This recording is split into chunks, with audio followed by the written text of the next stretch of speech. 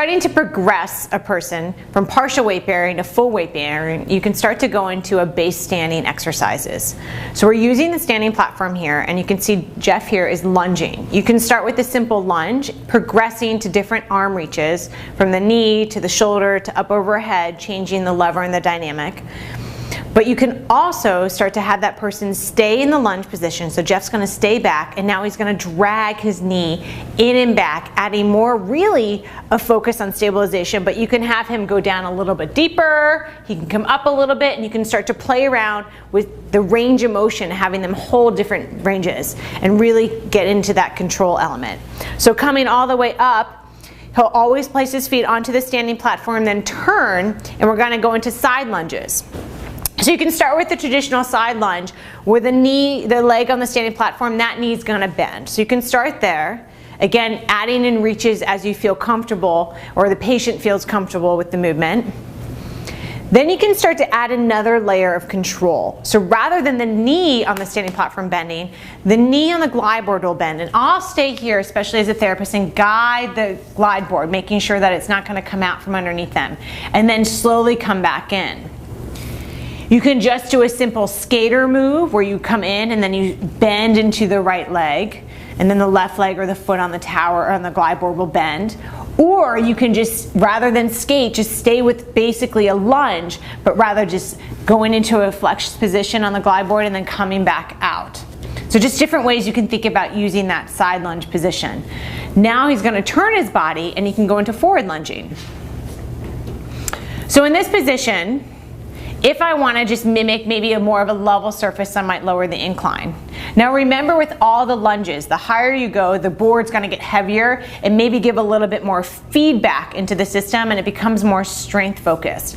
The lower the incline level goes, the exercise transitions to more of stabilization.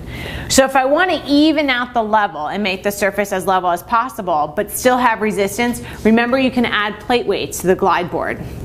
So moving forward, if I want to have the surface uneven, like for some of my hikers, and I'm trying to get them to feel like they're climbing up, then bring the incline level up, and oftentimes I'll have them stand back onto the standing platform, and they might keep the board closed and then just start with a simple lunging but keeping the board closed.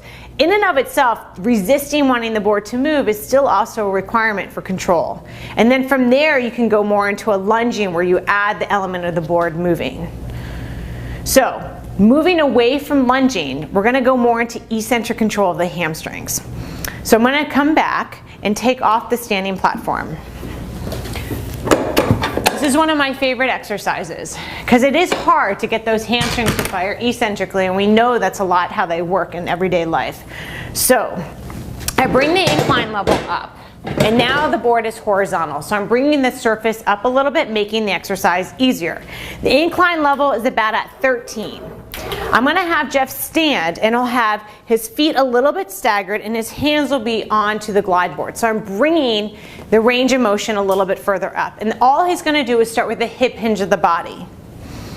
I'll document my incline level, and then I'll also do two different tweaks. One, I can either change the incline, or I can keep this here and I can start to progress by lowering the glide board. And now I'm encouraging him to go further and further into the range of motion.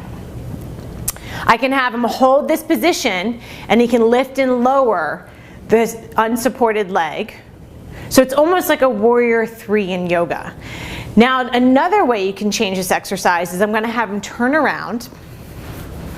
I'm going to bring the board down, but the incline will be up, and I'm going to have him bring his leg back, straight back into an extended position. So now he'll straighten out this leg and he'll go more into hip extension. The board will be at the bottom, and then now I can help guide his pelvis, and he's going to stay straight with the left leg, the knee will be straight, and he's going to go hinging forward with the body, and then he's going to come back up. So you can start to tweak the motion even here. Maybe here I'm trying to work on that extension component, trying to get the range of motion of the hip hinge, and then I can change it by lowering the incline level down, and maybe now he's encouraged maybe a little bit further into the range, and maybe now as he comes further down he can start to lift the leg up, so going into that traditional warrior 3 position. So there's some standing exercises to help increase your repertoire.